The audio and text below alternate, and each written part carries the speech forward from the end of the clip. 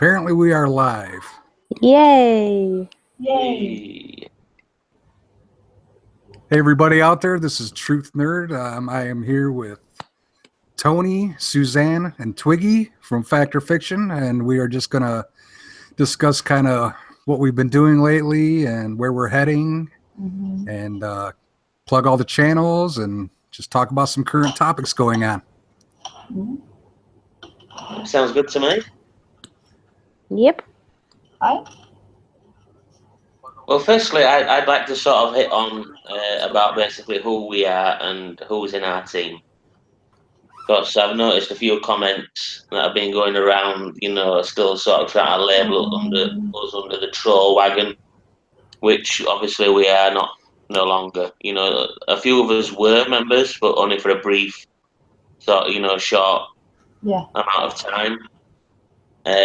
Obviously, one thing and another has caused, other fractions, to pull away and set up their own.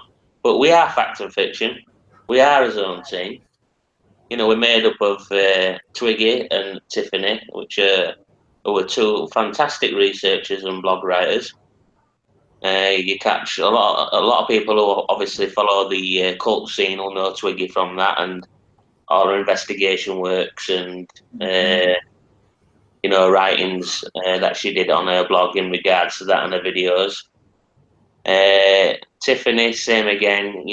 She hit home with the Lisa Olsen interview. Wrote a fantastic blog about that. She's currently looking into climate change and some of the work that she's produced. From experts, and peer review papers is absolutely fantastic. We also have Jeff, our little truth nerd. I'll let you explain, your sort of background. We've got Suzanne, obviously, who was a part of Twiggy's cult sort of team, and she did a fair share of researching and exposing Lord Rail and false prophets, etc.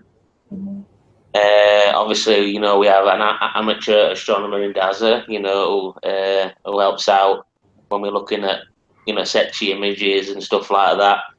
Even though he's not directly involved in the videos and the work, he'll gladly help us out with any information. We've also got Eric, who's in his last term, passing out to being a fully qualified astrophysicist.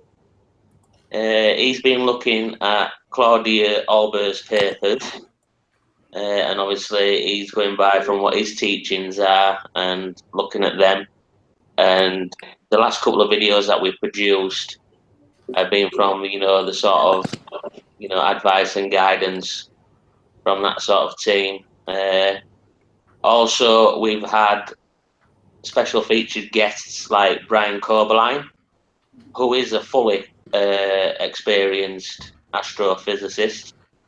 He did the first paper, which addressed Claudia's claims that Eris was a brown dwarf, and basically anybody who watched that video, which is on the Fact and Fiction channel, will see Brian Coberline's white paper in regards to her theory and how he debunks it. And obviously, the same goes to her SDO images with Eric, how she tries to say that this is another planet when it's clearly the moon. And obviously, 12,000 other links, that are provided by hundreds and hundreds of thousands of people who put the time and effort into doing them also say it's the moon.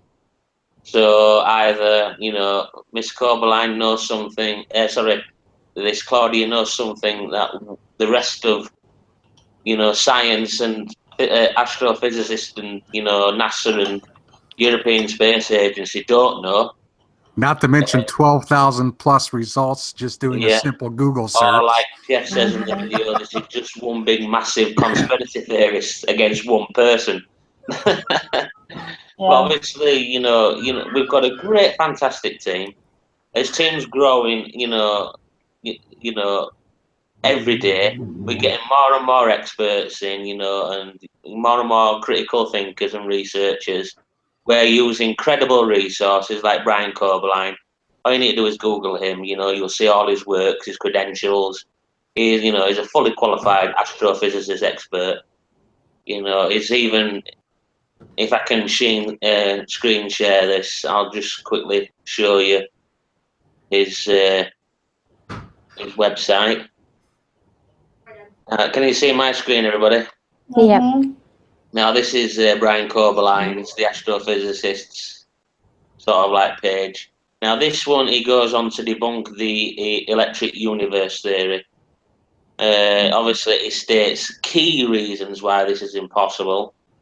Obviously, one of the main key reasons is if we lived in an electric universe, Einstein's and Newton's theories just wouldn't work. And obviously, they clearly do. So, He goes into great detail. I recommend that you all, open critical thinkers to check this. Read his works, etc. This is not no troll. He is a fully qualified expert and has been doing this for many, many years. And this is the same gentleman who obviously did the paperwork for us in debunking Claudia's Eris as a brown dwarf white paper. But yeah, interesting. We use credible people, and we're a total different breed of a debunk channel, as you would say. I don't like using the term debunk channel, but we look at things more critically. And if there is something that we would, that there's been certain subjects that we've had in this chat where, I think Twiggy will even admit, they go lightly. Yeah. We're sort of looking into that, and obviously not, saying that they're correct or not correct, but from the research we did, we couldn't find anything. So obviously, if there's something that's that can't be sort of looked into, or that's still a bit open, we won't touch it. We won't just go hammer and tong into them and saying you're fake. No. So obviously, we do it correctly, and that's just basically my view, and that's just obviously our team, and just let people know that we're not troll, we're a zone foundation. We're not just looking into Nibru, we're also looking into many other things, which we'll discuss a bit later on, because we are going to take a bit of time away from Nibru and expand the channel into different ventures. But that was just my sort of intake on introducing us and explaining who we are. So I'll pass it over to anybody else who wants to sort of take over. Well, I guess my standpoint comes from I've been looking into this for a long time, probably since I graduated high school. Well, even in high school, I started watching the X-Files and getting into things of this kind of nature. And somewhere along the line, I heard about the whole Nibiru thing, and it interests me. And I mean, still, I'll admit, there might be something to the theory. There's a lot of geological evidence. There is proof of rogue planets, things like that.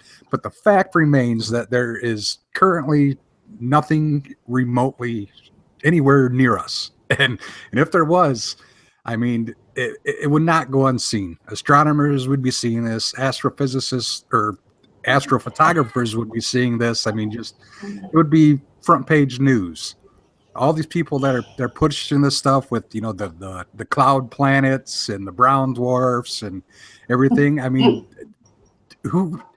why can't they realize that if something was even remotely close to us, that we would be feeling the effects of it? I mean, it's not that hard to understand. I don't know if anybody else can elaborate. Yeah, I totally agree with you as well. And the whole aspect of an amateur astronomer is to find that planet.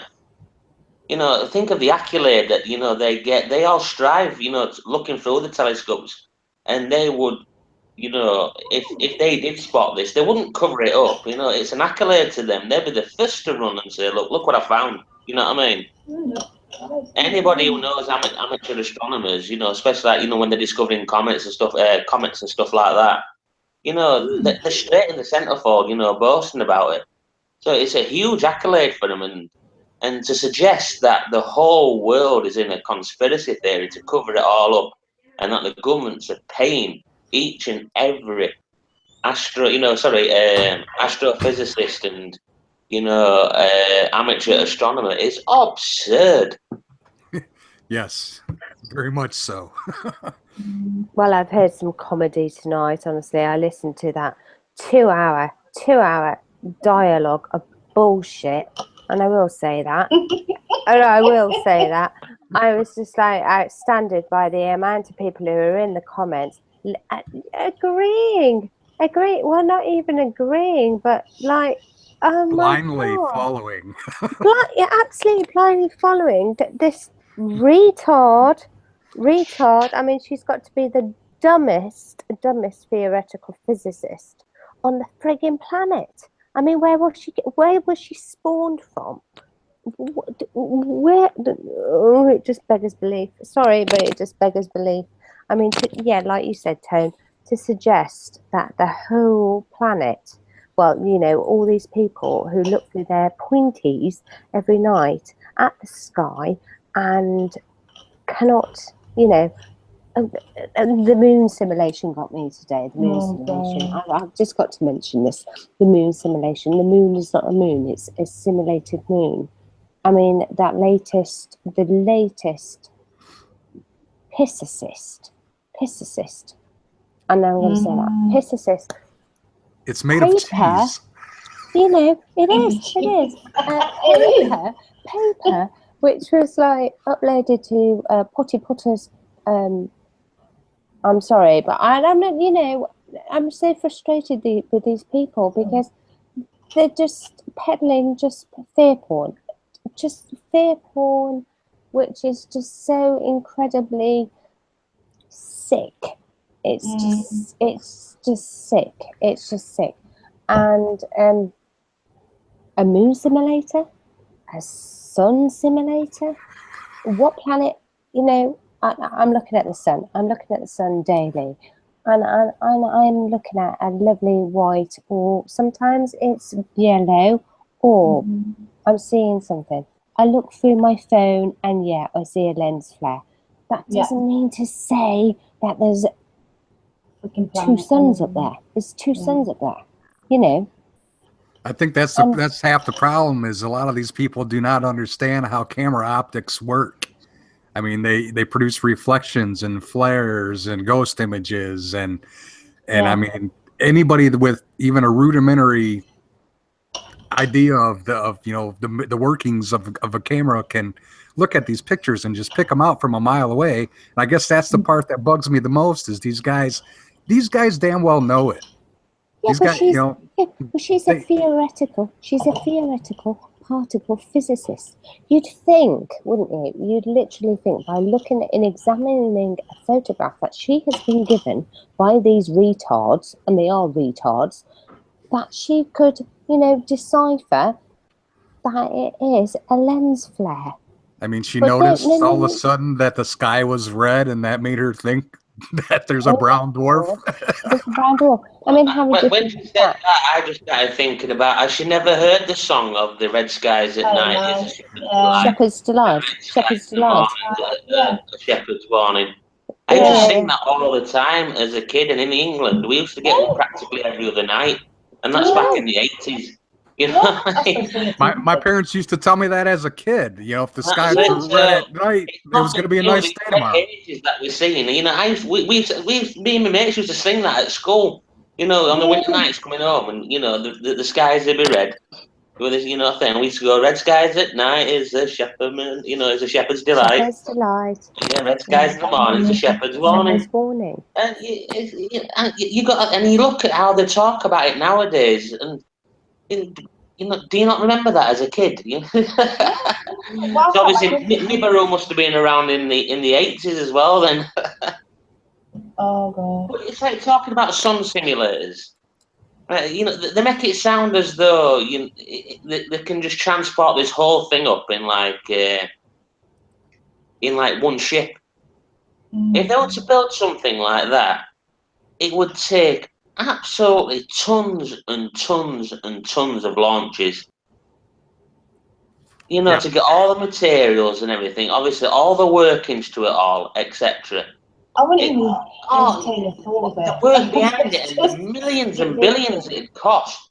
And not only that, with us amateurs looking up in the skies, they'd clearly bloody see it, You can see ISS with, your telescopes. So Right. you'd see them faffing about near the sun with the sun, you know what I mean? And all these launches and explain. Yeah. And come on, it's just, yet again, it's just critical thinking. You cannot take a huge device, up in one or two loads. Compared to the size of the space shuttles that they send up. Right. This thing would have to. It's going to take hundreds and hundreds of launches. This thing would have to be. It would have to be probably the size of the moon to be able to block out anything. I mean, we're a Type 1 civilization. We don't have the capabilities to bring that kind of stuff up into space. It's just. Well, you're traveling time, and obviously from Earth to Moon and stuff like that, and all these launches that they're going to have to do. It's not like they can, you go to bed and next morning it's there. Right. There's only so many places that they can launch rockets, like like who's going to miss, hundreds of rockets going up into the air, bringing crap up to build a fake sun. I mean, give me a break. But if you guys remember, though, a few weeks back, and I think, Claudia sort of hit it, she admitted it today. When I started listening to Lee Wheelbarger, and obviously he believes in this electric universe and stuff like that, and she admitted it today. Now, after doing a bit of research, the only way, sort of, from what I can gather, that a brown dwarf system could, survive in a solar system is if we had an electric universe. But obviously, now, as to the true facts of whether space is EU or it isn't, I cannot personally say. I can only personally say by what our physicists and our scientists tell us, and they say no. You know what I mean? You've got to look at Einstein and Newton's theories, and the movements and how the world works, etc. And how it continually works the same pattern to realise that we cannot possibly be in an electric universe. But then again, we cannot fully say no either. Until more sort of work and is being looked into that, then we could then we could look at the theories that it could support a brown dwarf. But to openly state that it's here and to say that electric universe does exist and blah blah blah blah blah, she has no right to do that. It's not how physicists work. It's not how astrophysicists work. She has to go through many, many chain of commands. She has to put her theories through many, many tests, like all the other ones did, for it to get passed through, for then, obviously, the big wigs to say, well, you've got a point here, then they'll look at it. Otherwise, until she's actually done that, it's like me turning around and saying that Mars is made out of Weetabix. But it's true, though, isn't it? Yeah, it's true, yeah. Because basically all she's saying, it's electric universe, and that's the only way, and obviously brown dwarfs exist and blah, blah, blah. But doesn't this stuff have to be peer reviewed before she even puts it out? Yeah, she didn't even mention it, did she? All she said was electric force. And that's the thing, you think. She's never, ever once in a previous papers said that this is based on EU theory. Yeah, no. She hid right. it. So it's yet again, it's all manipulation. So if you look at it, it's a manipulation because they're leaving certain bits out because obviously they know if they mention electric universe, that's going to put a lot of people off because they're going to go, oh, whoa. Not only do you want us to believe that we've got a couple of brown dwarfs in a solar system, which, they could sort of wing it, which they have been for the past 20 years, because this has been discovered by Harrington, by all accounts, back in, 1980s or something? Mm. Yep. And that's obviously, it's been longer. 37 years since the arrival of Nibiru, and we're still waiting. We've had that many dates for the past couple of years, and they've been and gone. Yeah. But they've managed to wing it. But to say then on top of that, well, this can only work if it's electric universe. People are just going to go, nah. Yeah, okay, I could have possibly thought, you've got the timing wrong, that, you see, she's not even coinciding with how they've been describing Nibiru. They've described Nibiru as obviously a binary system, and that this planet Nibiru is the furthest one out that sort of circulates in and around our sun every 37,000 years. Correct? Apparently. There's supposed to be several planets in this system with its own sort of main star with several moons and blah, blah, blah, if you watch all the videos. And you see all the diagrams where it shows the furthest planet that obviously crosses into our own and comes out. And it's meant to have a 37,000 year orbital line. Now along come Claudia, right? And they're all jumping on this Claudia's bandwagon. But according to Claudia, they're all orbiting our sun.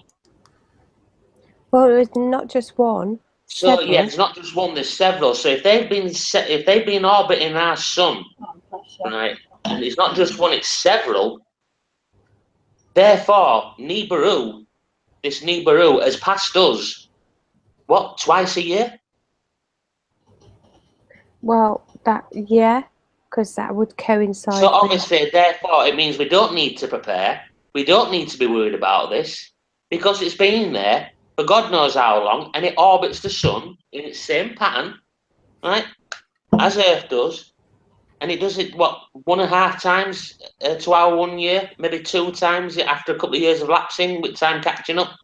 So, it could be 1.5, maybe 2 times, 1.5 times to 2 times per hour 1 year.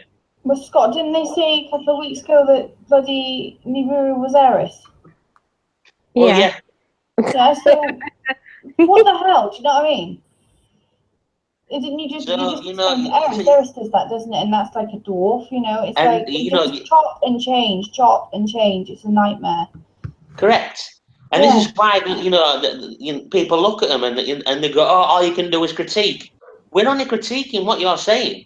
1 minute you're saying it's your physicist is saying that Aries is the brown dwarf. Then she's saying no, there's 3 or 4 that's orbiting the sun.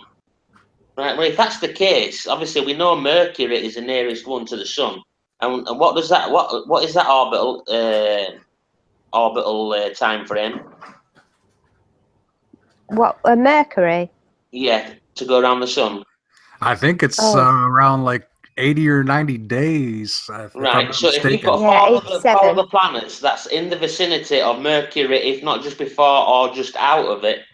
So 108. That's why she's gone from Aries, which is far out, to 4 other now planets that are around in the vicinity of the sun, whether they're just in front of Mercury or just out of Mercury. And now she's saying that they cycle the sun every 188 days. So if that's the case, there's going to be no world catastrophes. There's going to be no tidal waves. There's going to be no flipping of the poles. Everything we're being told is wrong because it's passed us God knows how many times. Well, look, from 1982 to now, how many times has it passed us? How many times has it orbited? Well, even if you want to believe Sitchin's work, we're supposedly with his timeline, we're like 800 or 900 years away.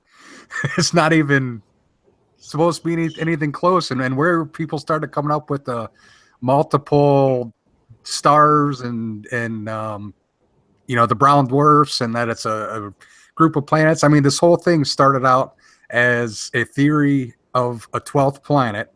Yeah. and it was a rogue planet that comes through the system 3,600 years.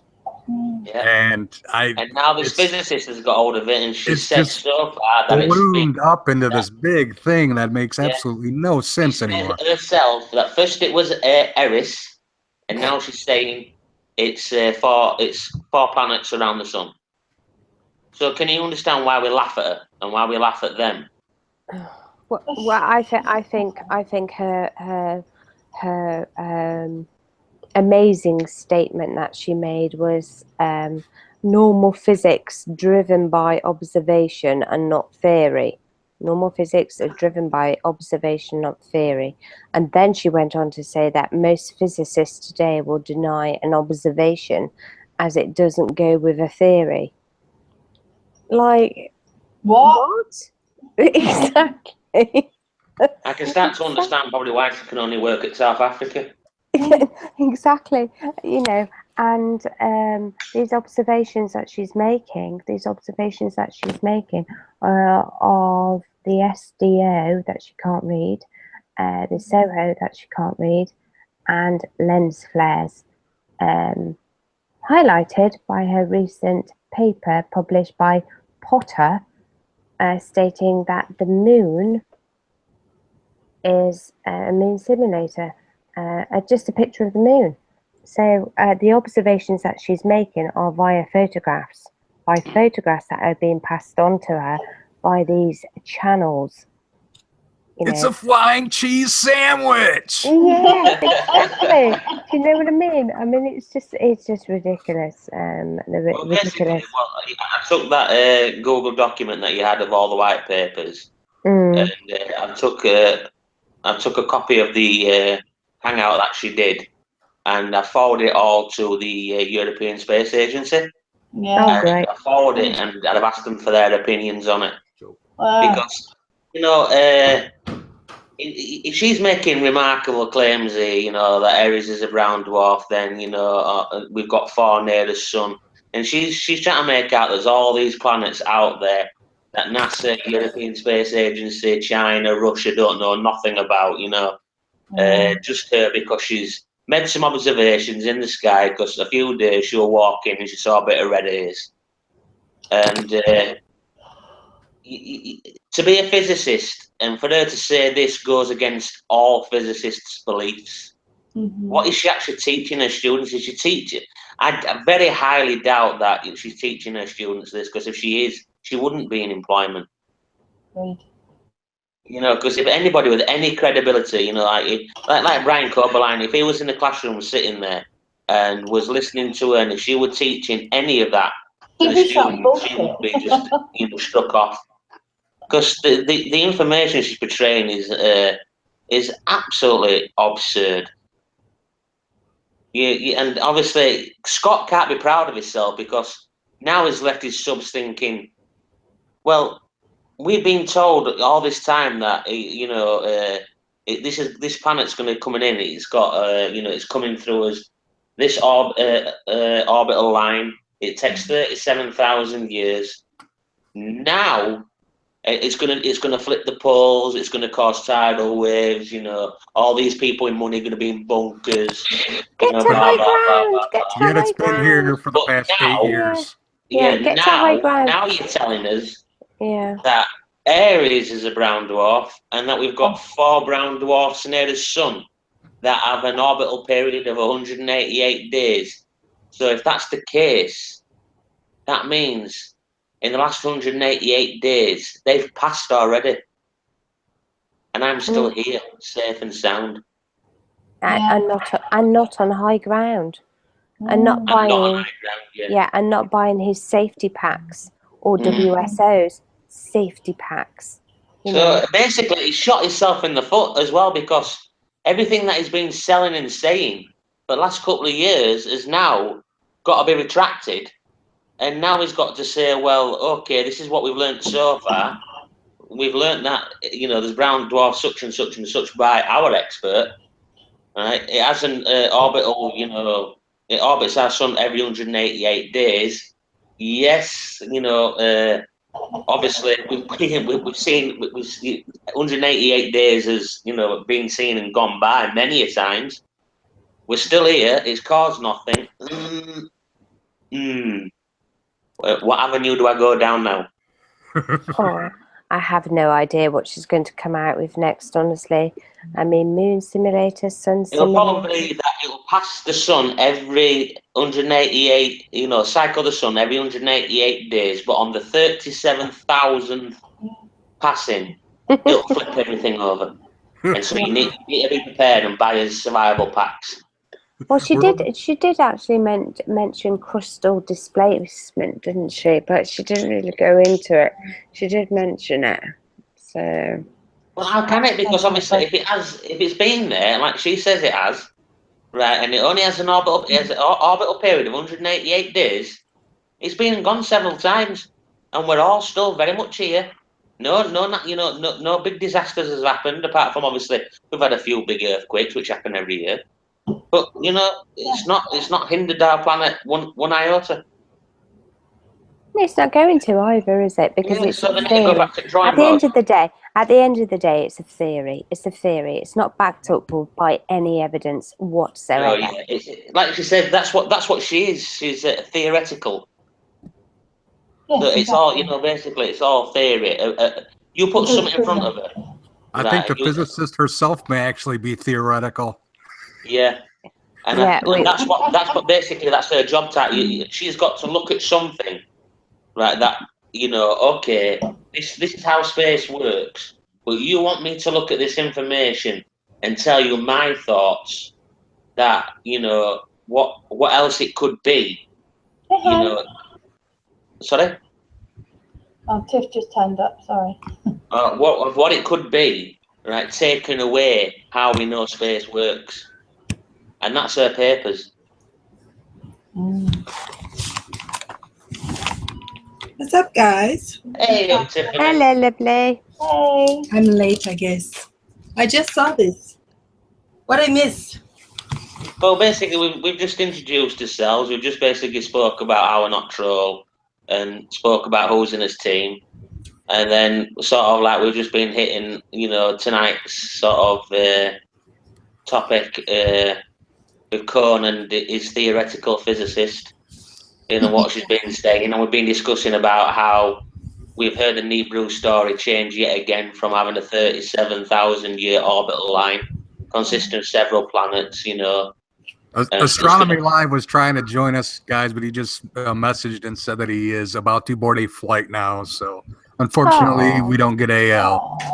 Oh, well, I hope his flight goes well. I'm sure he'll be with us in mind and soul. But and then obviously we've been looking at the papers that we've given Brian Corbline, which was all thanks to your good work in reaching out to that astrophysicist. And how she said that Aries was a brown dwarf, and he clearly showed how it wasn't. And then obviously we looked at the SDO images, and obviously through the work of our own team's astrophysicist who's going to pass out next year. I don't believe is it end of this year or next year becomes. I think this is his last semester, if I'm not mistaken. Is it his last semester? So yeah, and obviously we've had his last semester. And obviously we were touching on the subject how that 12,000 plus other links and all the people that worked on them and all that lot must have been lying. Need to give a shout out to Jerry Ball as well, because he's kind of been Jerry Ball, Oh, he's awesome. Behind the scenes. He's great. Yeah, that guy's awesome. He puts everything out there so it's easily understandable with stuff that he was giving me. I mean, I pretty much in a weekend, learned how to interpret those cameras and how to look up things. And I mean, everything's so transparent. That's what people don't understand. They want to call us trolls and liars and we're disinformation agents, but this stuff can be looked up by anybody. Anybody can look it up. It's just ridiculous. I don't know. I don't get it. And that's right. And what we're going to do, what we're doing is obviously we're doing the videos. We're also backing them up with blogs, and we're also providing the links so people can actually see the information that is out there. They can actually see all the information, all the research, and see it for themselves. We're not making this up. I mean, it's out there. It's truth. At the end of the day, it's TRUTH, truth. You know, it's there. I think that's how these channels fare so well, is because they know that people aren't going to take the time to look it up, and so they can just put any freaking theory they want out there, and people just eat it up because it's almost like they just want to feel like they're part of something. Like, it feels cool to be part of this big conspiracy. And I mean, sure, there's conspiracies out there, don't get me wrong, but I mean, not nearly as many as what people think. And then I think also what we find as well is I think Nibiru on YouTube has become such like a big thing that people have who support it don't probably not necessarily support a lot of what's being said, but they support it because they found like a home away from home, if you know what I mean. They're relating to other people who have similar sort of experiences, backgrounds, and stuff like that. Channels have made it into a religion almost.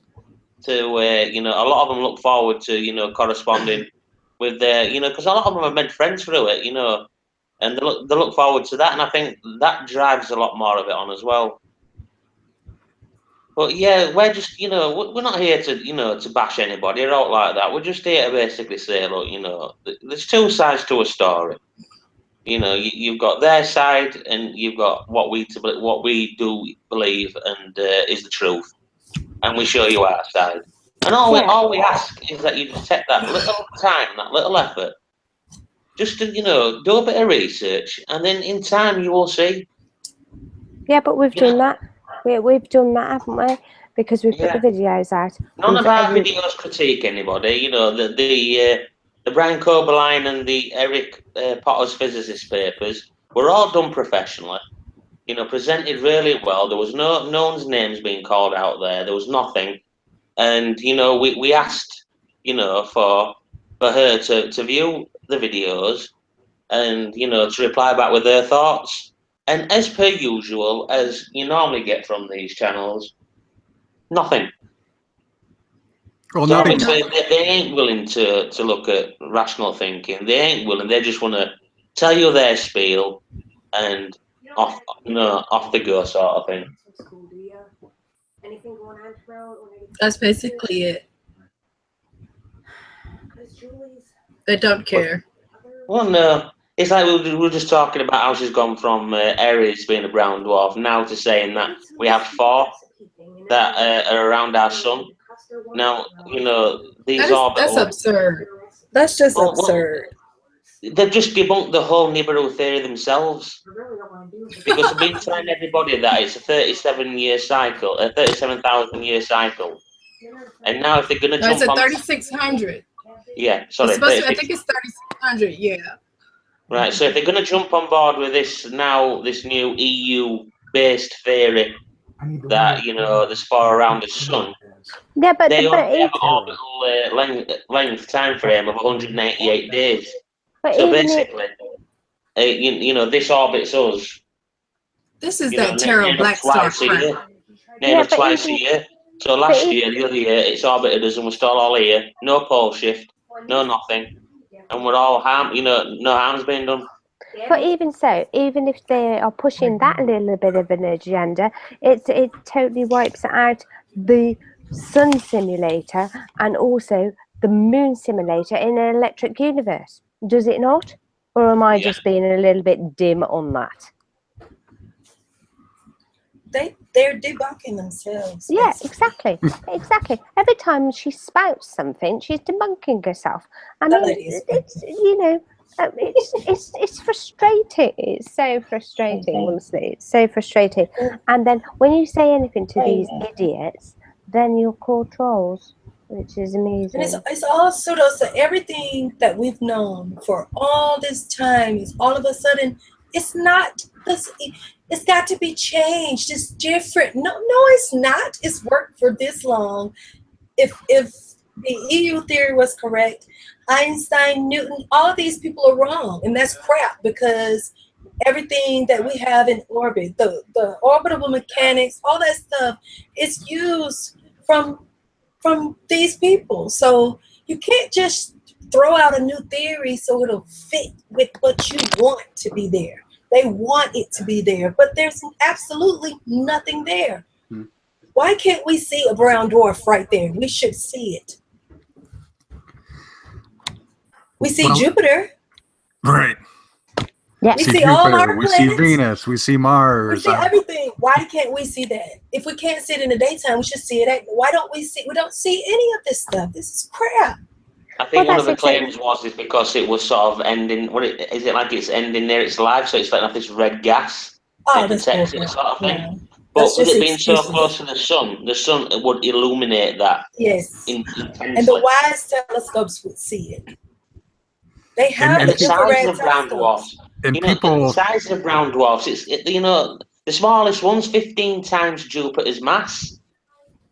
We see brown dwarfs that are light years away. We would see that right by the sun. That is crap. That is bullcrap. Yeah, it is absolutely upsetting. Completely misconstrued the whole infrared thing.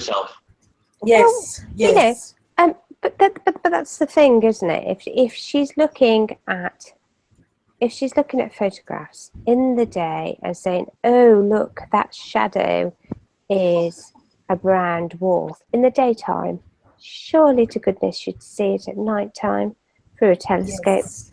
I mean, that's what, people have just got to really think about what they're actually putting out there. Hi, Sean. Hi, yes, I got here. Hello, lovely. Hi there. Welcome to Hangout, Sean. This is another one of the Facts and Fictions team members. You want to just quickly introduce yourself, Sean? Yeah, my name is Sean.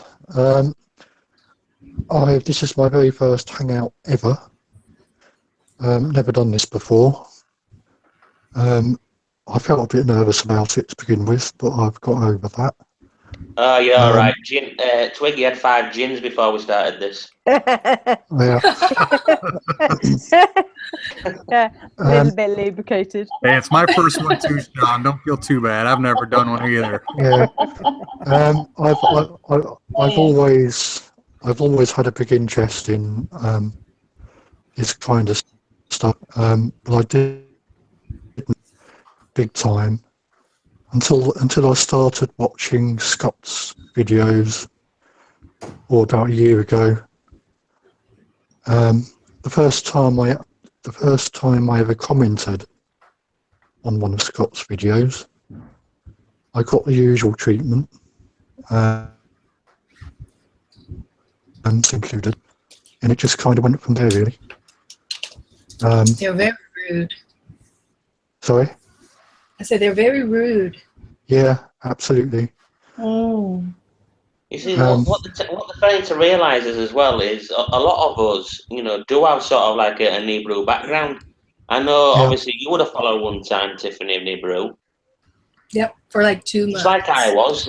When I first started viewing about this Nebrew thing, it was WSO's channel that drew me. That was the same thing that drew me. It was his channel. Yeah. And it was also him that pushed me away. He used to host it with 3 other people. One was Wayne Steigen, I'm forgetting who the third one was. And he used to do videos. I actually used to be friends with Darwayne. And I actually did a couple things for WSO back in the beginning. I triangulated a moon wobble. I audited some audio stuff that was coming up through a telescope. So I mean, yeah, I was sucked in just like everybody else. When I came along, Jeff had kind of started. He was like the sensible one, and I was in one of Wayne's group, and he was very sensible in that group. It would make you like, I don't know about that. You guys may believe that, but I'm not sure. Maybe we should look at this. I always thought that Jeff was very sensible.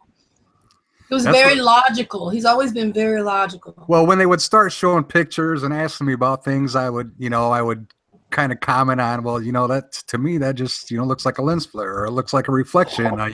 You guys, people are going to ask these questions, and then I think it just kind of the following started happening, and they ran with it. They just completely ran with it, and I think actually it doesn't matter if it's true anymore. I think that they like the attention so much, and they like to feel like they're privy to this knowledge that nobody else knows but them. That's how they treat it.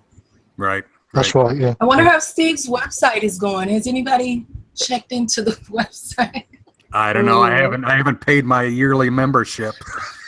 Well, a big fiasco about that, wasn't there? So I don't think it's ever gotten away. You know what I mean? So I think people are going to be rather dim to actually pay subscriptions. there was a lot of people that were left rather with a nasty bit of sweet pill in the mouth with that website.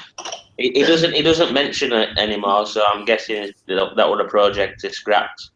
Yeah, but going back, it was WSO that caught me, and he used to present it with two others.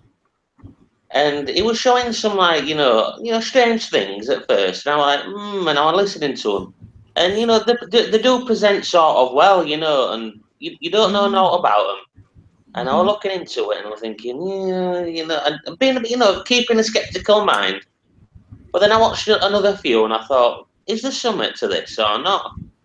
And then I got onto Scott. It was just one time I flicked out of watching the latest WSO. And because obviously YouTube recognises what you're watching, it sort of recommends videos to you. Yeah. And one of Scott's popped up, and then I clicked on Scott's, and fantastic! He's a great presenter.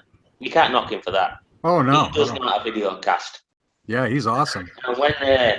And obviously when I listened to Scott, I was like, wow, this guy is fucking great. Pardon my language. You know what I mean?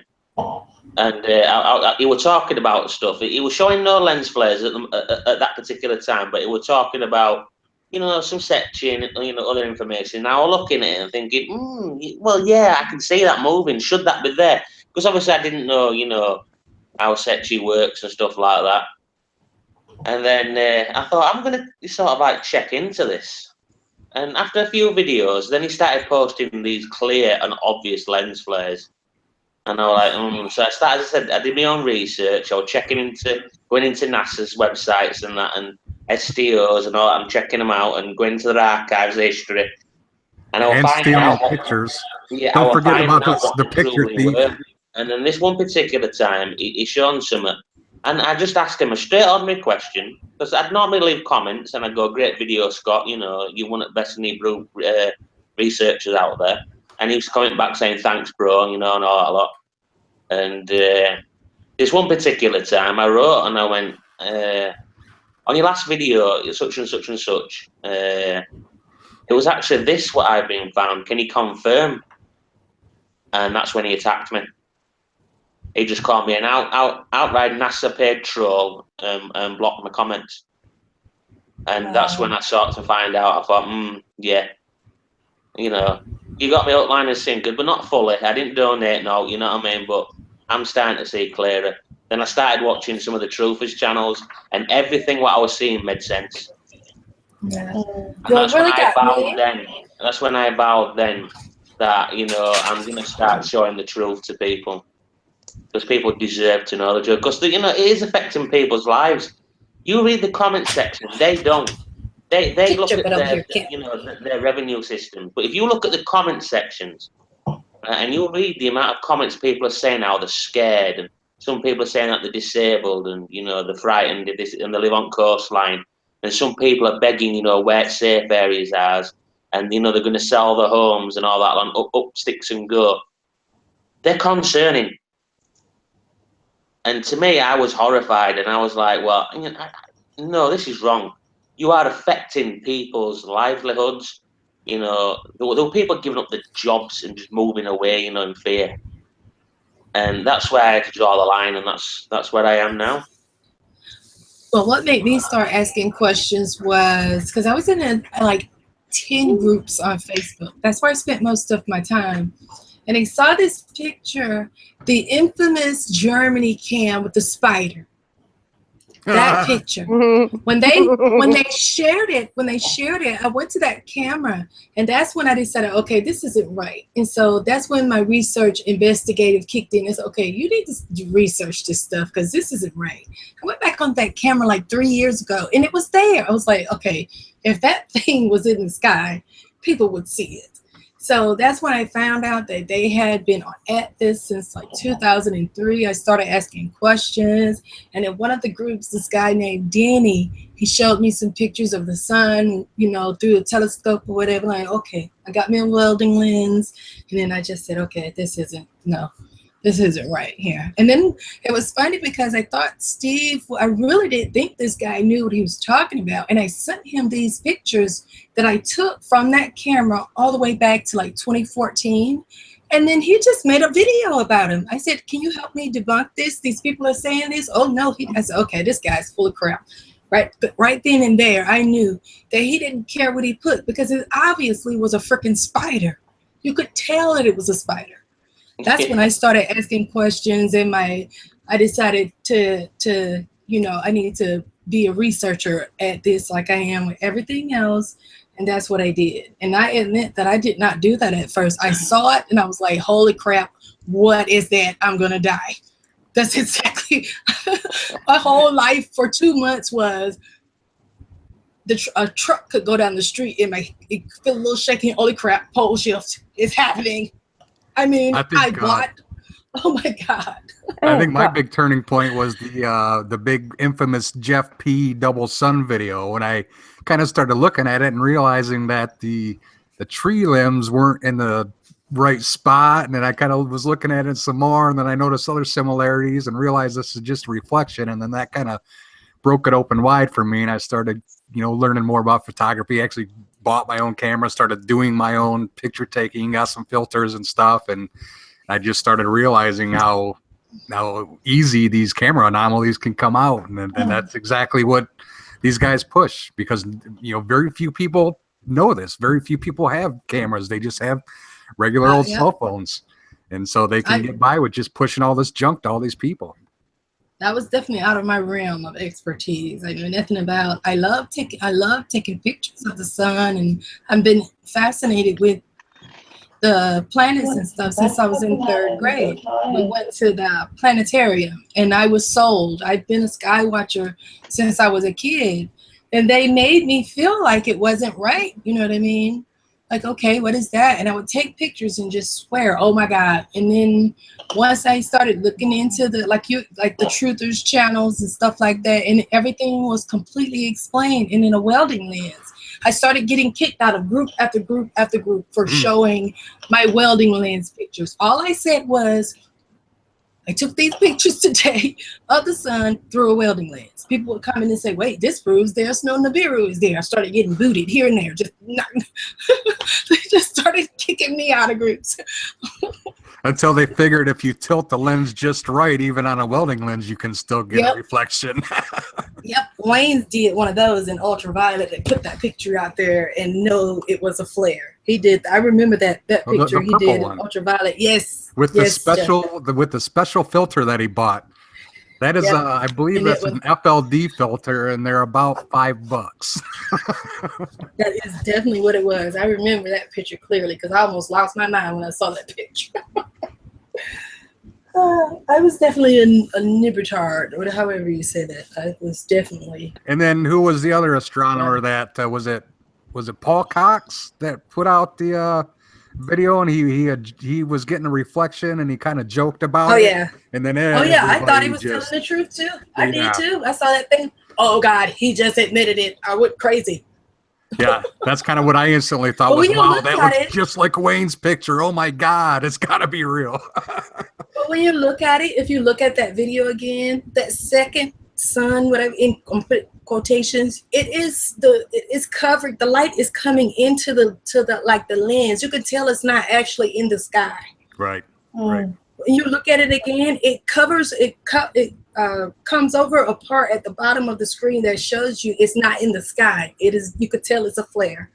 That is a total lens reflection, or I like to call it an internal lens reflection, because that's really what it is. It's when, And they showed that there's this paper or something that they'll have beside the telescope or something that can cause that or something. I forgot what it was called. It's the light bouncing around. I mean, there's multiple pieces of glass. There's a mirror, focusing lenses. I mean, a camera has, it could have. Somebody brought that up 4 to like a 7 couple weeks different. ago. Somebody was talking about that. Right, and it just bounces around with all them lenses and bounces right back out, and it's it creates this ghost image, and you can move your camera all around and everything sometimes, and it won't even move. I mean, it looks totally. When you legit. listen to it now, when I listen to it now, you could tell he's joking. You could tell. Right. Oh, you didn't know that we had a second son? There it is. Well, there's 2 great videos out there at the moment that totally explain all about reflections and that. And I do believe, Jeff, you've done one. Yes, I have. That's on your channel. Lens Flare 101. Which I will mirror and post on Fact and Fiction if you allow that. And obviously, Kevo from Right Side Up, he's done a fantastic one. Yeah, that dude's good. In a lot of his videos, he clearly shows how the reflection's working, and he'll take the segments out, and like the latest one he did with the tree branches, and if he actually moved it, it actually was a perfect match to the other one, so you could clearly see it was a reflection. And how the branches were disfigured and not connecting, etc. And a lot of his work is second to none on the reflections and stuff like that. So I really recommend, if you've not heard of him, to go to Right Side Up channel. Gentleman's name's called Kevo, and view his videos. You'll really understand the meanings of reflections and stuff like that after watching his videos. I think we're all agreed on that. It would be so easy for these guys to prove themselves. All they have to do is stick up their index finger and put it in front of the camera. And if there is a planet there, I'll eat my hat. Have you noticed not one person out of the whole Nibiru researching team has produced a single video using the index finger trick and rotation? Not one. Oh God, what is that? Why is that? If they're so in belief that it's there, right, and they're showing these pictures of the second sun, why can't they simply just put up their index finger, hold it out, cover the sun, and let people see that the second object is still there, and rotate it so it doesn't, obviously, so it stays in its fixed place, it don't move around, and then that'll clearly then leave people thinking, well, hey, he's got a point here. Yeah. But not one of them will do it, because I bet they have. And when they put the finger up, oh, what's happened? The second one's gone. So we can't be doing that. So we need to do this instead. We need to do that, and we need to try to rig it this way and wiggle it that way. Well, just like Steve Olsen said in the last hangout that he did with on Scott's channel, when they didn't realise that the clip gone live, and he went, well, whatever we're told, we'll just wing it. Wing it. Yeah, that was hilarious when Olsen told Scott to watch himself and not to make any death threats. Chatting about being attacked and everything, and the same old story. When anybody who clearly views the comments will see it's them that attack us. He tells the same story every time. We can't attack them because we're banned. We're blocked from the channels. You know what I mean? So it's clearly them. We don't block them. So all you need to do is go to any one of our channels and look at the comments, and you'll clearly see Scott and all the other ones, verbally bashing and being absolutely violent. But then, I think it was the same live hangout when he went, oh, we'll wing it. And you even heard Steve Olsen himself, no threatening to kill anybody today. And that was just hilarious when they let them slip, not realising that they'd clicked on live. Yes, I was so happy that Astronomy Live caught that. That was great because they edited that right out. They did. They took the video. They took it down, edited it out, and then posted it. But we got the snippets. AL's always one step ahead of them. Yeah. That just shows you how shockingly disgraceful their behaviour is. I mean, it's like so many people have said, they are just so toxic, aren't they? It's just horrible. I don't understand that. It doesn't need to be like this. Does it? It doesn't need to be like this. We should be able to question and critique And that's what we are doing in a professional manner. And then for them to come back and assess the evidence that we are putting forward and say, well, you know, yes, we could see it from that point of view, or yes, or no, we could see it from that point of view, and then you go forward. But you don't have any of that at all. It's, no, you're a troll. No, you're a troll. No, you're a troll. You didn't And know it's that just you can't disagree frustrating. with people? You can't disagree with people these days. You're just a troll, or you're just a hater if you disagree with people these days. That's unfortunate how society and has evolved into today. Someone You're will just have an attacked. opinion, and if you can't have an opinion. Yeah, if you don't agree with that opinion, then it just unleashes this wildness of anger. It just comes out of nowhere, and you're this and you're that. And, we see best mates do it all the time. We see family members, and it'll just come from nothing. You'll have a talk, and one will go. Let's just say, for instance, for example, oh, that bloody Trump's an idiot. You know what I mean? On this and that and that. And then you even see family members that and go, that bloody Trump, and then the next minute it's gone from such a quiet debate to poof. Oh, you don't have, I have a rule. I do not have political and religious debates with people I love. I do not, even during the election, I have friends and stuff. I unfollowed them while it was going on. So I wouldn't. That's exactly what I'm just talking about. Something so simple as that, driven to unfollow your friends and stuff like that over something, and it shouldn't be like that. But that's how mankind evolved so itself. I wouldn't have a reason to argue. They would get mad at my stuff, and I would say, look, just unfollow me until the election is over. But I hate the guy, and it's my Facebook, and I'm gonna post whatever the fuck I want. That's me. I don't care. If you don't like it, unfriend me. I don't care. I do not care. But I don't talk about religion or politics with people I love, because that's the same sort of attitude that you see with an Hebrew. They'll go, look, this is my theory. Don't fucking like it. Fuck off. And it's the same sort of pattern, and that's what we're seeing. And that's why healthy debate has just gone right out of the window in today's society. Right. People cannot debate reasonably anymore. No. If they have to be right, and that's a shame. Yep. But that is a shame, because we're doing our utmost. We're doing our utmost as a team, and we all work as a team. And none of us put all our ideas out. We all discuss them first, and then we discuss it, and then we decide collectively. Yes, we'll go forward with that. Yes, we have checked this. Yes, we have checked that, and then we put everything out. And that's what we do. But they're not even looking at this. They're not, they're not even looking at this. They're just saying troll, troll, troll, troll. I could make it. I could sing. Do you want me to sing? I've had too many gins. Do you want me to sing? No, seriously. You're number 7 now. Yeah, that's why I just went. That's where I just went. No, but seriously, nobody is looking at the evidence. They're not looking at it critically, are they? No, I was actually in a I don't want to say an argument, but maybe a slight debate or a conversation with someone earlier, and the Sechi images come up with the stereo behind and everything, and they were also listening to the Scott physicist deal, and I begged her. I said, give me 5 seconds. Just put February 25th, 2007 lunar transit. Put it in Google and see how many websites and images and explanations come up. It wasn't hidden at all. She wouldn't even give me 5 seconds. I said, there's 12,000 different sources that say it is the moon.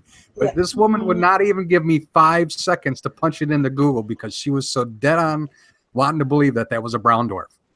And I don't understand it. Physicists said that the SDO wasn't the SDO eclipse, and I was like, okay, he predicted it. Astronomy Live predicted that. So if it wasn't the SDO, how could he predict that was going to happen? He predicted that from the, you know what I mean? He did it last year. So if it wasn't eclipse, what was it? So AL, they say that he's a fraud or whatever. He's mighty good. He's mighty good that he can predict something. Dazza did the same thing. I used part of Dazza's video in my last one, and I actually put it side by side with the image. And he had a model where he did the same thing, and I mean the images matched perfectly. How does that happen if it's a lie? How does that happen? But if you mention Daz's name or AL's name, you know, you're just a troll for those guys. You guys all work for the government. Yeah, I wish I did. I'm very broke right now. I could use some government cash right now. Right. They can call me the queen of links. Can you remember 2 weeks ago? Can you remember 2 weeks ago when they put that video out? When they put that original video out, and I was saying, can you remember? We all went down into a meltdown because I sort of had a bit of a mini meltdown about this, and I'll be totally honest about it. And I was saying, what? That's not the moon. I would have seen the moon go like that. I follow the moon, and this, that, and the other. And I was going down into a little mini meltdown about it. Because I was thinking, what the hell have they said? That's not what I saw. And it was because it was on a different frigging satellite, you know, and I hadn't even seen that satellite's feed. And so I can really relate to the people who are looking at this and they're thinking, oh my God, that is a planet. That's a dwarf star. Because even I got confused because it was on a different bloody satellite. I wish I could see that cloud, she says, is around the moon. She said it's a brown dwarf because it has a cloud around it. No, it doesn't. No, it doesn't. No, it isn't. And that's what you said today. I was going on for hours and hours and hours about this. Yes, and then you guys were saying, no, it's on a different feed, Tiff. It's on a different feed. And I was going, do you remember? I was getting myself in such a bloody tiz about it all. Because I said, Twiggy, whatever you're doing, just stop whatever you're doing. Whenever you can look at this video that AL made, then she said, I can't look at it now, but it's not that. It's not the moon. Twiggy, please stop.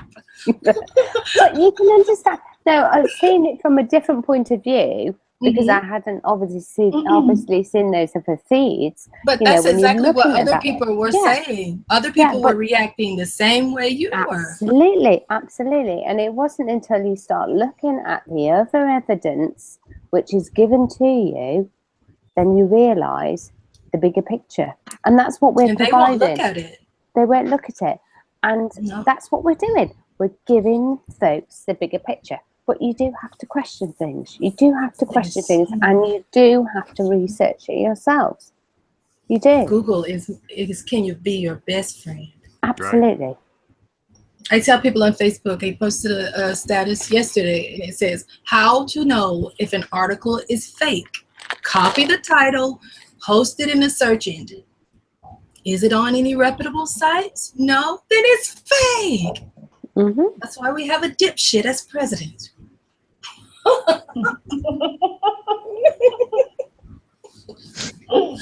Well, speaking of Trump, obviously, I've got no political views in this whatsoever. Me being British, so obviously, there's no interest there. But I did notice that he signed a NASA agreement. I do believe. Was it a few days back? Yep. And pledged with X so many pounds for this new telescope that they're wanting to send. Is it the John Webb telescope? They're wanting to launch in 2018 to the TAPPIST. Is it TAPPIST-1 system? Yep. Mm-hmm. Yes. Yep. So obviously, and for Mars, if Mars. I should get there in about 1.5 million years. Yeah, but I always say on channels, Trump was going to be the savior, and he was going to, tell everybody that Nibiru's real, blah blah blah blah blah, and he's just shown how under threat we really are, right, by signing an agreement that's allowing NASA to build the James Webb Telescope, which is going to be launched in 2018. To go, get better camera images of the tracker system. Well, if it's close enough, one day we're obviously going to destroy this planet because nobody cares. Everything is a lie. Climate change is fake. This planet is going to go to hell. So they're trying to find somewhere else to go that we're not ever going to be able to freaking get there. We can't even make it to Mars yet. No, I think it's 40 light years away. And when I did the math, it was like, it was a million and a half years or something like that to get there at current speeds. To create warp speed from Star Trek or something. Hopefully one day we'll be able to get off this planet. Some believe that technology is there. Don't take this the wrong way, guys, but I'm just going to say stun guns. We've seen and gone past many doomsday theories. Obviously, the Millennium Bug was supposed to, destroy us all in 2000. And obviously the Mayan calendar. And we've had, Nostradamus and all the previous ones. A lot of these doomsday theories do seem to stem from you Americans. You must. Someone's just not quite right over there. It is religion. Over in Europe, I think what we had, Twiggy, we had Mother Shipton. Mother Shipton was like ace. The latest one is Australia's not real. Oh my God, that was funny. Yeah. But yeah, I think that was a sarcastic. We don't get none of this over in Europe. Over in Europe, we're all happy-go-lucky. We don't believe in conspiracy theories. Let me explain. We all live his life. But in America, it just seems to be. Even if I'm going to explain. If you when Trump goes over, you're gonna fucking kill us. Ah! I think they must. I personally think they must have something in their water. It must. No, yes, we do. We do. Yeah. This is why. Unless you're all into bread. No, listen to me. Listen, I'm going to explain the reason why conspiracy theories are so robust in America is because our government has done a ton of crap to us. We know the stuff that our government has done. If you can Google American all kinds of stuff that they do, like MK Ultra. If you go back, a lot of this stuff that's supposed to be conspiracy theories is coming out to be true. All these papers are being declassified about all this stuff that they do to us. So we are worried. We're like, okay, are we going to die this year? Are they going to kill us? Maybe so.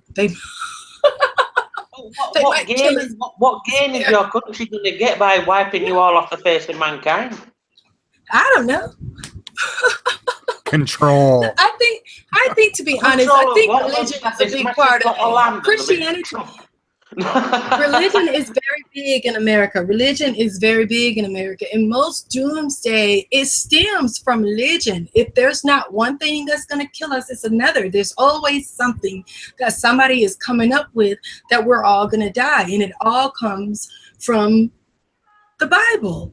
Everybody, it's like you're pre-programmed that you're going to die. Eventually, you're going to die. It said so in the Bible. I honestly believe that the government and all these people, I think that they make certain prophecies come true. They do it on purpose to make people, because if you've got people, it's a form of control. If you've got people terrified that they're all going to die, then they don't care about the horrible stuff that you're doing. They don't care. People are so infatuated with death that they don't pay attention to what's going on in the world. And what gets me is they're not talking about the real threats like Fukushima. Exactly. That's taking out like a third of the Pacific Ocean. Everybody's saying don't even eat fish out of the Pacific Ocean anymore. And if the phytoplankton go and stuff, we're all goners. And where is that on the news? No, actually, we don't hear anything about that in the UK at all. No, we don't. Fukushima, there's been no talk of Fukushima in the UK at all. But I do believe Blacktext looked into that, and he did a video yesterday, and he's uncovered quite a lot of information on the real truth of Fukushima and the Pacific Ocean claims. So I urge you to watch that and then have another little rethink. Okay, can we mirror that at all? Do you think? I'll have to ask sort of Blacktext for his permission on that. So, but Yeah, and we as a team, we could possibly look into that a little bit more. Yeah, I'd love he's to. done quite a lot. He's done quite I'd like a lot to know of it's really real. research on Fukushima, and for you that have got sort of like doubts on it, obviously, because I know it's more, that again is more stemmed over from the America side. It'd be worth obviously you viewing that and then having another little rethink about it.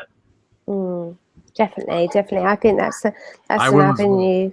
I would love to know the truth about it, because you hear so much on both ends. You guys hear that it's no harm, it's no big deal, and then you hear that this is something that could true. Civilization as we know it. His word versus his word again, but obviously you all know Wactek. He's really good at critical thinking and research. Oh yeah, and I like him. Yeah, I recommend just for your own sort of like information, you could go view his videos and then have a little rethink about it. Definitely. But, just before we draw a close to the hangout, we also wanted to basically, obviously, first we've addressed who we are, and obviously told you that we're not a part of Troll. We sort of like, introduced you to the team, told you who's in the team. We've had a little discussion and a little giggle about current Nibiru subjects. And now I think we're going to sort of end the hangout with what we're planning on doing next.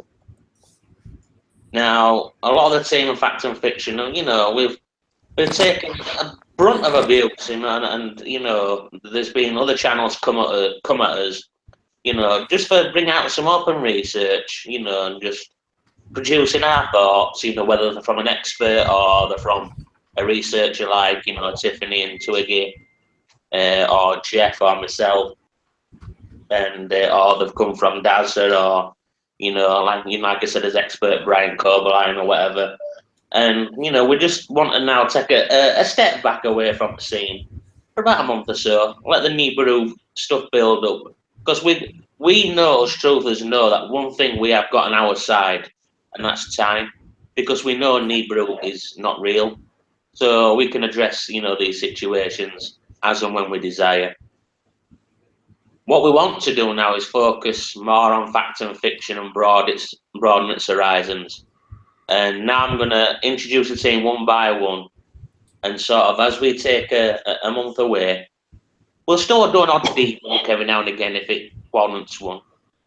But for the month away, each person is going to let you have a little in-depth look at what they're going to sort of be looking into and what new information we're going to be showing on fact and fiction.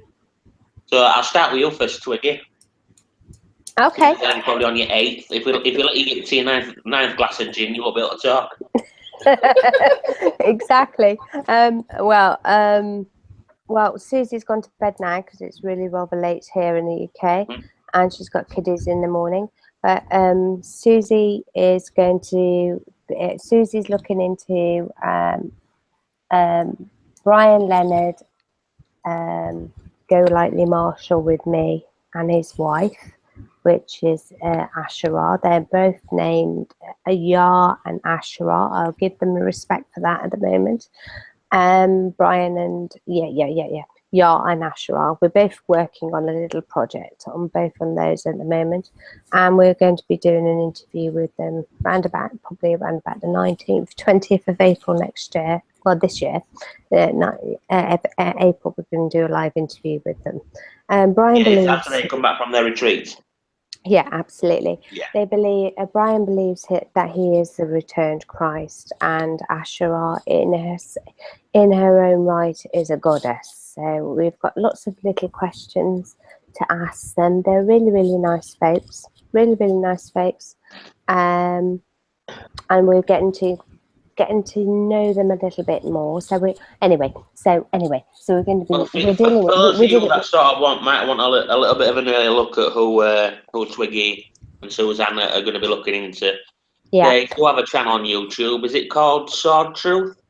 Yeah, they have Sword of Truth. Sword of Truth. It's a religious group. It's a religious group. They upload daily. Go Lightly. Yeah, they upload daily.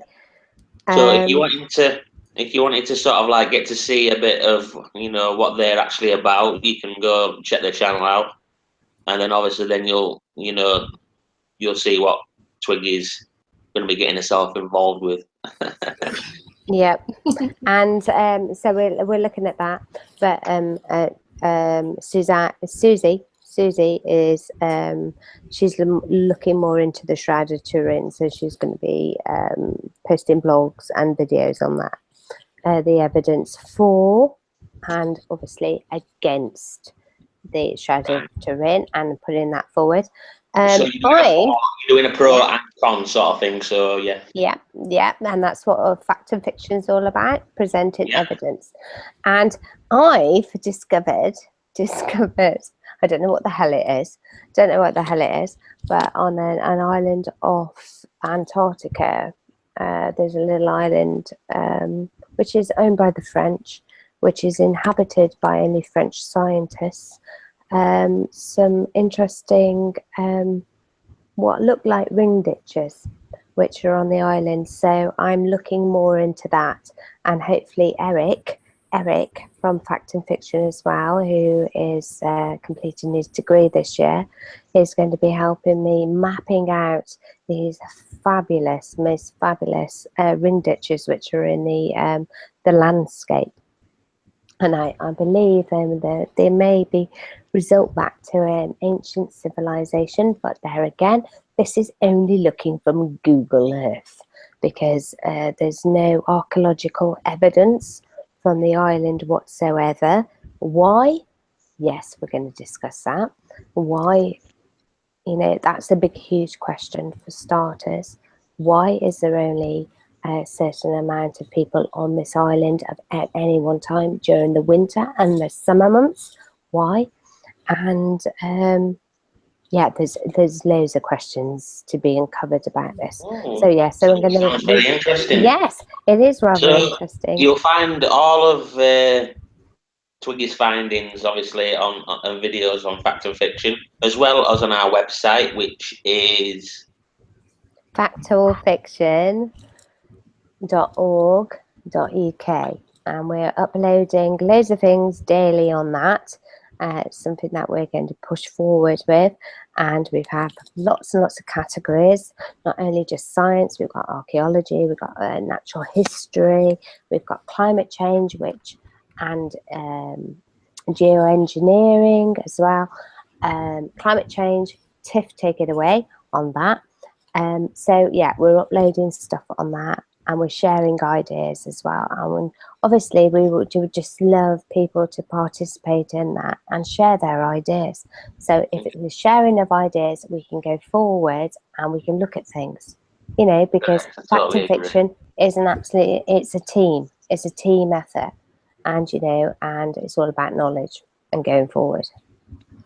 Well, thank you very much for that, Twiggy. Now on to you, Jeff. What can we look forward from the wonderful mind of the truth nerd?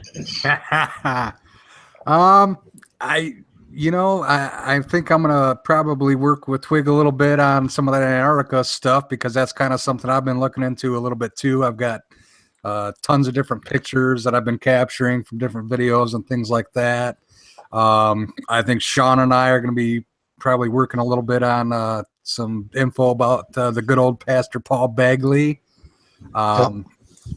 Also, this week I'm going to be hopefully wrapping up my third brown dwarf debunk before I call it quits on the Nibiru for the month. But for some reason, I just think that between Potter, WSO, and Scott Cohn, that I'm probably not going to totally be able to get away from that stuff, because it's my passion, and it's very hard for me to let it go. Like I said earlier, when something important comes along, we'll if warranted and we get the correct information, we'll jump on it. Yeah, I think between a little bit of that and some stuff with Sean and Twiggy and things of that nature. You've been doing a little bit of this, a little bit of that, a little bit of this. That's right. So I'll be busy. Okay, thanks very much for that. Tiffany, what can we be expecting from yourself? First of all, I'm going to change my name to Queen of Links. I think that I'm just playing. I'm going to be doing my climate change stuff, as I've been doing, it is something that I'm very passionate about. I really honestly, I want to make it very known that I don't make my videos to debunk anybody. I make my videos because climate change is something that I'm very passionate about. It has been brought to my attention, and I'm focused on that right now. That is something that I'm going to continue to do, as well as on my blog. And I'm probably going to go into some, I'm going to start doing some of my ancient history stuff as well to add a little, just shake it up a little bit. But mainly just expect climate change videos from me on my channel.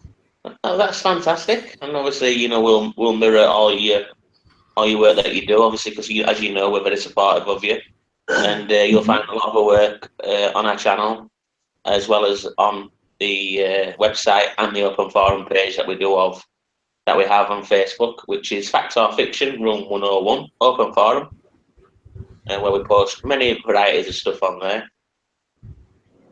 Sean, Hi.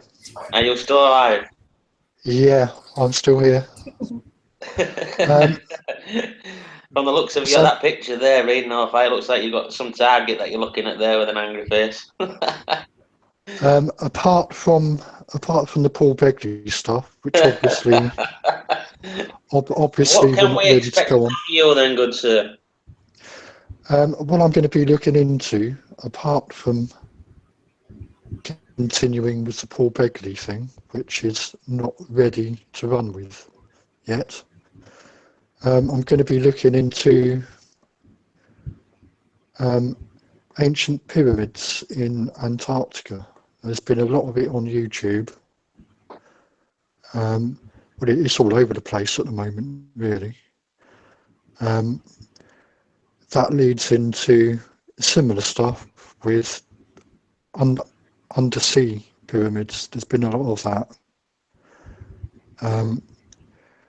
And with all this stuff, there's never any sort of hard evidence. There's never any academic work on it. Absolutely nothing. So I'm going to be looking into all this stuff about pyramids. It's basically untapped research sort of thing, and you're going to try, obviously, present to what you think. It leads into the kind of stuff in Ukraine, for example, where people are claiming that they've discovered the oldest pyramids in the world. I don't know whether you've heard about that, but there's been quite a lot of stuff about pyramids all over the world. And I actually could work with you with that, Sean. That's something that I'm very interested in myself, pyramids. Yeah, I mean, there's been so much about pyramids on YouTube over the last year. And they are everywhere. And yeah, they're they're discovering more and more and more each day, aren't they? You know, to what we thought were just a handful of structural wonders, it turns out to be that they're actually scattered across very wide range of area. You know what I mean? Across worlds and continents. So that'll be interesting to see. So obviously Tiffany's going to be working with you on that. So we look forward to your findings on that. Yep. I do believe our Eric is going to be continuing with the physicist's thoughts papers. Obviously, you know, he's our astrophysicist. He's going to be sort of looking into them and giving us his feedback. And obviously, you know, if we get any feedback from Mr. Brian Coberline as well, we'll post that information as well. I've got some stuff to send him. I've got something to send him to see if he has any comment. Well, after the first video on the Aries is a brown dwarf, I'm sure he'll have plenty to say. But yeah, so you can expect a wide variety of new and selective things to view. Like I says, you know, not fully pulling away from Nibiru. You know, anything comes up, we're going to sort of touch the subject on it, but we're going to just have a step back towards it being mainstream and just let the team's creative minds, you know, wander and let them have a bit of time away from all the hustle and bustle and the arguments. Because, like Twiggy says, it is a toxic community. Is the Nibiru system? You know, you're seeing a lot of fighting. You know, debate is very hard, even from a truther's perspective. You know, a truther, you know, you think to debate a truther will be easy, but you even find that hard. You know what I mean? And there's a lot of fighting going on there as well, and it's just becoming a bit, you know, stupid. In all fairness, in my opinion, and it shouldn't be what it's about. You know, if you're the truther, you should support the truth, and you know, support your team or support the fraction that you're with, or that stands that you stand for. And obviously, if they show something that you fully don't understand or you know you don't agree with, open dialogue and debate should be there and available, second to none. You know what I mean? Because you know, how can we say that you know things should be set in such and such a way, right, when we can't even provide that and show that ourselves, not ourselves directly, but you know, as a truther community. So it'd be good just to get away from the toxicity, you know, let things settle down and take a bit of time away. Well, I'm pretty much said all I need to say. So obviously you're the hostess with the mostess, Jeff. So I'll let you. Well, thanks everybody for joining us. Everybody in the comments and everybody that listened, and want to thank all you guys for being a great team. And we'll talk to you next time. Right. Bye, guys. Bye, everybody. Thanks for joining us. And if anyone Bye for now. gone, she's passed out because obviously that must be a full bottle of gin gone now. But yeah, good night, God bless everybody, and thanks for supporting us. Your subscription means a lot to us. Your views and your comments that you share mean a lot to us as well. And if it weren't for you, we won't be doing what we do. Absolutely. Brilliant. Well, are we all done? We're done. Yeah. Good night, folks. All right. Good night, Cheers. folks. God bless. Bye, guys.